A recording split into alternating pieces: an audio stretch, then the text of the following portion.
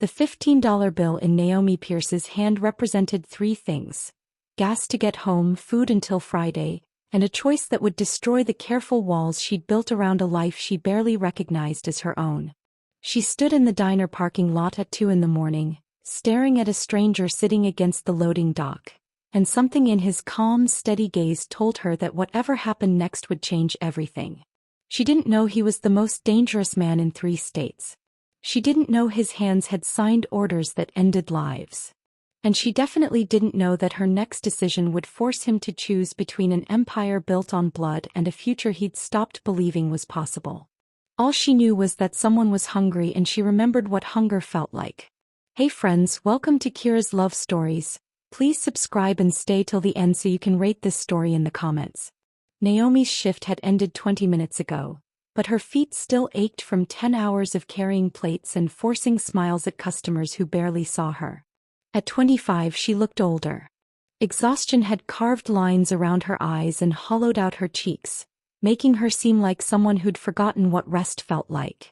She pulled her apron off and counted her tips under the flickering parking lot light, already doing the math that had become second nature. $15 in crumpled singles. Her gas tank was nearly empty. The light had been on since yesterday. She had half a loaf of bread at home and some peanut butter that might last until payday on Friday if she stretched it. Her aunt's prescription needed refilling, and the pharmacy had already called twice about the overdue balance. The student loans from nursing school, the degree she'd abandoned when her aunt got sick, sent automated emails she'd stopped opening months ago.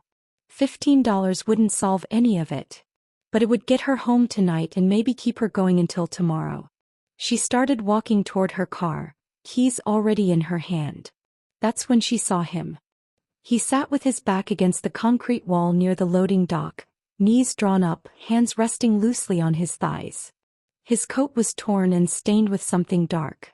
His boots were worn through at the toes. But something about his posture caught her attention. He sat straight-backed, almost military in his composure. His face was weathered but clean-shaven beneath the dirt. And his eyes, when they met hers across the empty lot, were disturbingly calm. Not desperate. Not aggressive. Just watchful in a way that made her pause mid-step. He didn't call out to her. Didn't move. Just maintained eye contact until Naomi felt compelled to acknowledge him. "You need something?" she asked, keeping her distance. "Do you know where I could find something warm to eat?" His voice was rougher than she expected but oddly controlled. Precise. Like someone used to giving orders rather than asking for help. Naomi's fingers tightened around the $15. Every rational part of her brain screamed to keep walking. She had her own problems. She was barely surviving. You couldn't save someone from drowning if you were drowning yourself.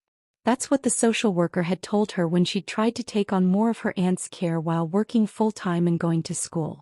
You can't pour from an empty cup. But Naomi had been hungry before. Real hungry. The kind where your stomach cramped and your head spun and you couldn't think about anything except the gnawing emptiness. She knew what it felt like to wonder if tomorrow would be worse than today. She turned around and walked back into the diner. Marcus, the night cook, was scraping down the grill when she pushed through the door. He glanced up, surprised to see her. "Need something?" "1 burger plate to go," Naomi said, pulling out her tips. "And coffee." Marcus didn't ask questions. He'd worked nights long enough to know that sometimes people did things that didn't make logical sense but made perfect sense anyway. 5 minutes later, Naomi carried a foam container and a paper cup back outside. The man hadn't moved. He watched her approach with an expression she couldn't quite identify. Not gratitude. Not suspicion. Something deeper that made her skin prickle with awareness. She stopped a few feet away and held out the food. "It's still hot." He stood, and Naomi suddenly understood that she'd misjudged him.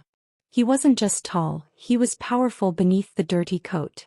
His movements were controlled and economical, like someone trained to be efficient. When he reached for the container, she noticed his hands. They were rough and scarred, but his nails were clean. Too clean for someone who'd been sleeping on the streets. "Thank you," he said, and his voice carried an authority that didn't match his appearance. Naomi pulled the $15 from her pocket and held it out before she could change her mind. You shouldn't sleep hungry. The man stared at the money for a long moment.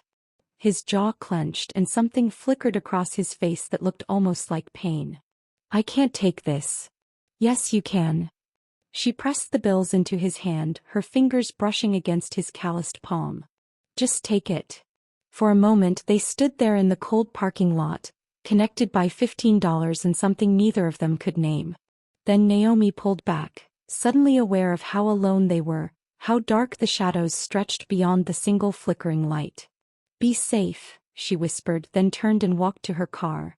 She didn't look back as she drove away, her gas light glowing like a warning she'd chosen to ignore. She didn't see the man stand there for several minutes, holding the money and food like they were sacred objects. And she definitely didn't see the black SUV that pulled smoothly into the loading dock area, its windows tinted dark enough to hide everything. 3 men in expensive suits stepped out and approached the homeless man with their heads slightly bowed. Julian Cross handed the food container to the nearest man without looking at it. His eyes were still fixed on the road where Naomi's car had disappeared, one tail light flickering red like a distress signal. Boss, the first man said carefully. We've confirmed the theft. It's Rodriguez. He's been skimming for 3 months. Julian didn't respond immediately. He was still feeling the ghost of Naomi's touch, still hearing those 4 words that had cracked something in his chest he'd thought was permanently sealed. You shouldn't sleep hungry. Like compassion was simple. Like kindness didn't require calculation. Like giving away your last $15 to a stranger was just something people did. Handle Rodriguez quietly, Julian said finally, his voice returning to the cold efficiency his men expected. No mess. Make it look like he retired. Yes, sir. They moved with practiced precision, surrounding Julian as they walked to the SUV. Protection. Always protection. Because Julian Cross wasn't some random homeless man. He was the head of the Cross Syndicate, one of the most powerful criminal organizations in 3 states. An empire built on fear and loyalty and violence that stretched back 3 generations. An empire he'd inherited at 18 when his grandfather died and left him no choice but to step into shoes that had never fit. Inside the SUV, Julian looked down at the $15 clutched in his hand. They were soft from being folded and refolded too many times. Working money. Survival money. The kind that actually mattered. Find out who she is, Julian said quietly. His second-in-command, Vincent, turned in the front seat. The waitress. Everything. Where she lives. Where she works. Who she cares about. Julian's expression remained flat. But careful. No contact.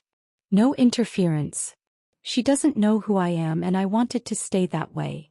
You think she's connected to Rodriguez? Julian looked up and something in his eyes made Vincent sit back slightly. It wasn't anger. It was something more dangerous. No, Julian said. I think she's the first person in 10 years who saw me as human. The SUV pulled away, leaving nothing but tire tracks in the gravel. 4 days later, Vincent dropped a manila folder on Julian's desk. Naomi Pierce. 25. No criminal record. No connections to any organization, legitimate or otherwise. Vincent flipped through the pages. Works 60-hour weeks minimum at the diner and picks up shifts at a grocery store on weekends.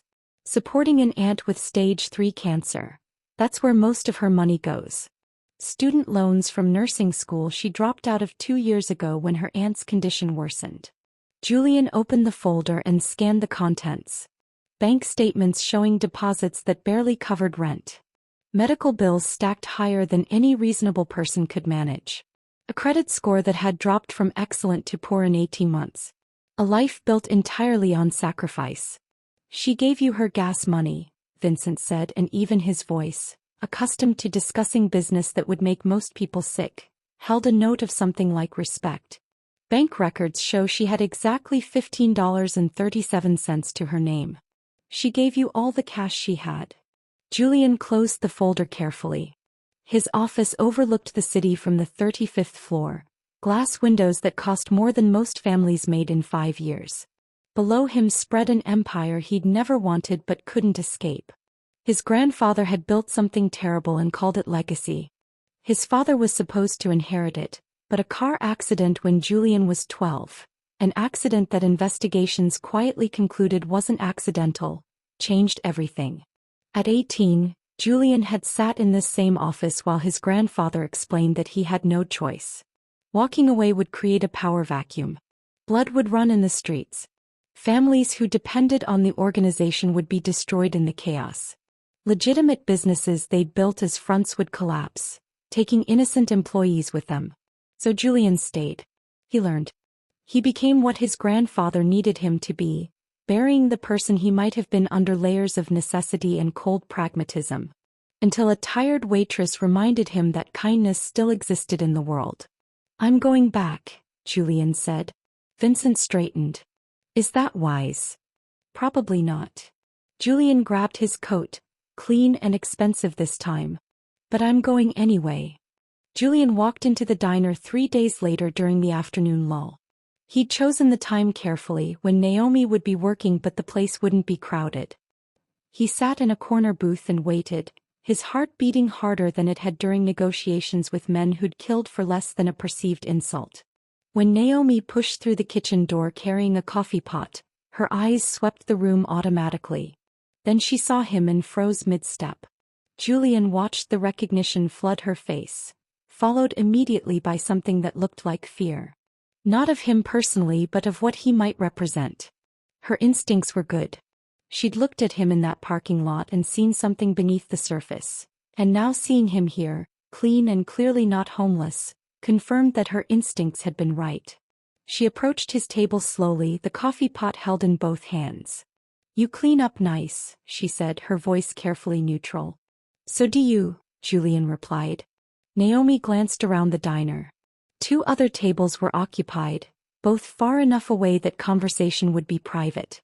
She set the coffee pot down and slid into the booth across from him, which surprised them both.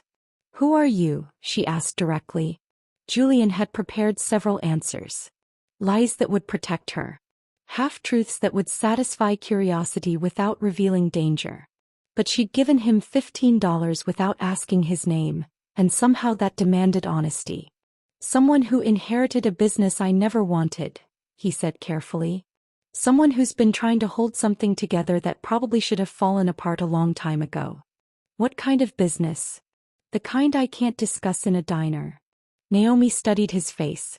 "Are you dangerous?" "Yes." "Are you going to hurt me?" "Never." The word came out with such force that the customers at the nearest table glanced over. Something shifted in Naomi's expression. Not trust exactly, but a willingness to listen. "Why did you come back?" she asked. Julian pulled the $15 from his pocket and placed them on the table between them. "To return these." Naomi looked at the money, then back at him. "I don't want them. You need them." "That's not the point." Her voice was firm. "That wasn't a loan. It was a choice. My choice. You don't get to undo that by giving it back." Julian felt something in his chest tighten.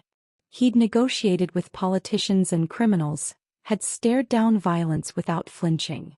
But this exhausted waitress with her quiet dignity had just rendered him completely speechless. "Keep coming back if you want," Naomi said, standing up. "But leave the money." "I meant what I said." She picked up the coffee pot and walked away, leaving Julian sitting there with $15 that suddenly felt heavier than his entire empire. Over the next 2 months, Julian returned to the diner regularly. Always during quiet shifts when Naomi could sit for a few minutes. They talked, carefully at first, then with growing honesty. She told him about her aunt, about abandoning her nursing dreams, about the weight of responsibility she'd taken on too young. He told her about inheriting an empire at 18, about the impossibility of walking away without causing chaos, about becoming someone he'd never wanted to be. He never said exactly what he did. But Naomi wasn't naive. She noticed the expensive clothes he wore casually like they meant nothing. The phone calls he always stepped outside to take, his voice dropping to cold command. The SUV that sometimes idled in the parking lot, close enough to watch but trying to stay invisible. Julian found himself looking forward to these conversations more than anything else in his life. Naomi didn't glamorize his power or make excuses for his world. She asked hard questions. He pushed back. She saw him as a person, not as the head of an organization. For the first time in 10 years, Julian felt like himself. Then Naomi started noticing the shadows. It started small. A car that seemed to follow her home from work 2 nights in a row. A man in the grocery store who looked away too quickly when she glanced over. The persistent feeling of being watched that made her check over her shoulder constantly. She confronted Julian on a Tuesday evening when the diner was nearly empty. "There are people following me," she said without preamble, sliding into his booth. "Are they with you?" Julian's expression went carefully blank. "They're protecting you." "From what?"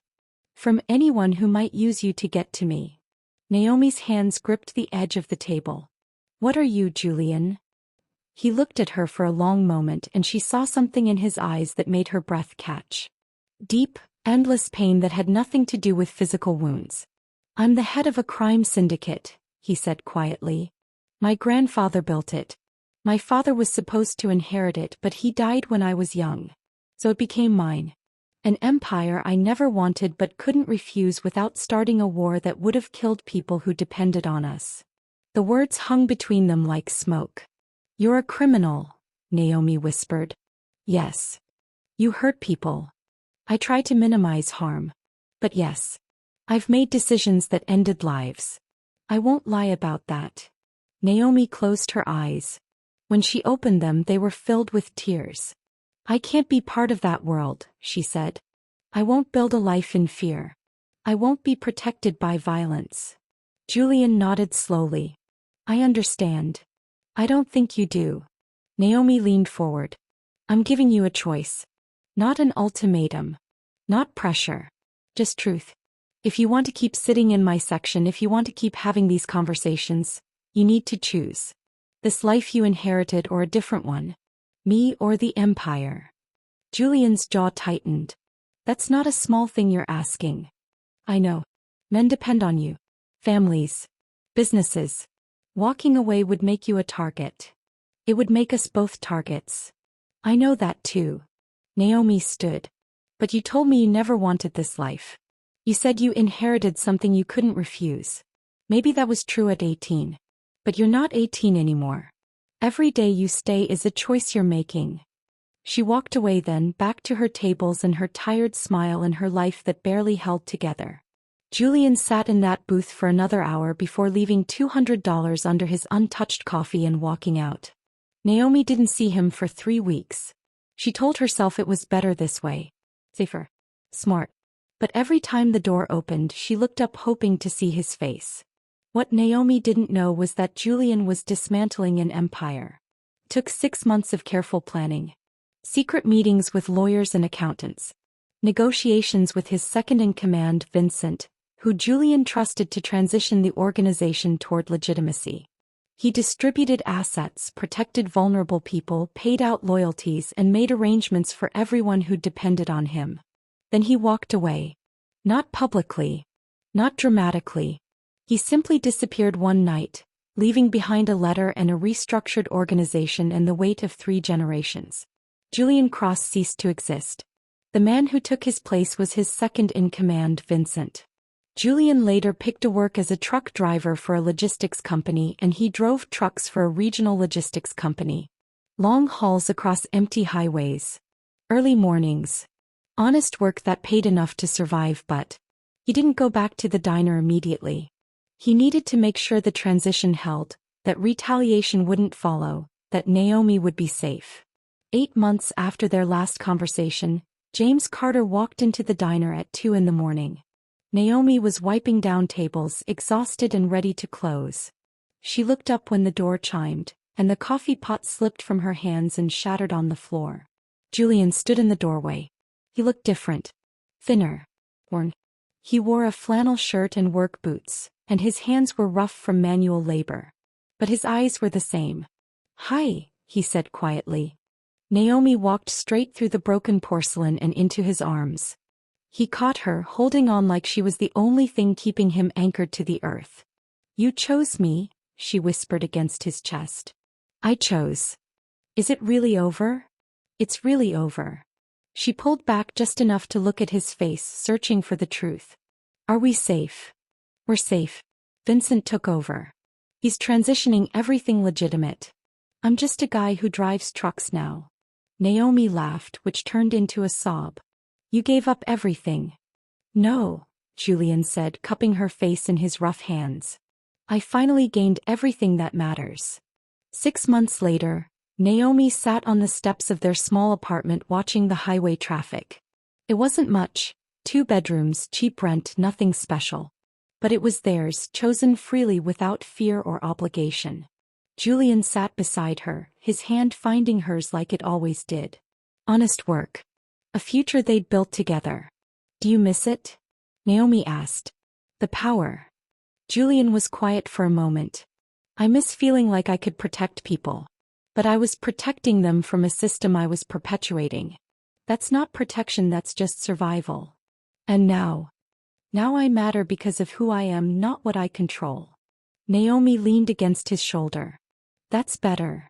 That's everything. They sat there as the sun set, 2 people who'd found each other in a parking lot at 2 in the morning.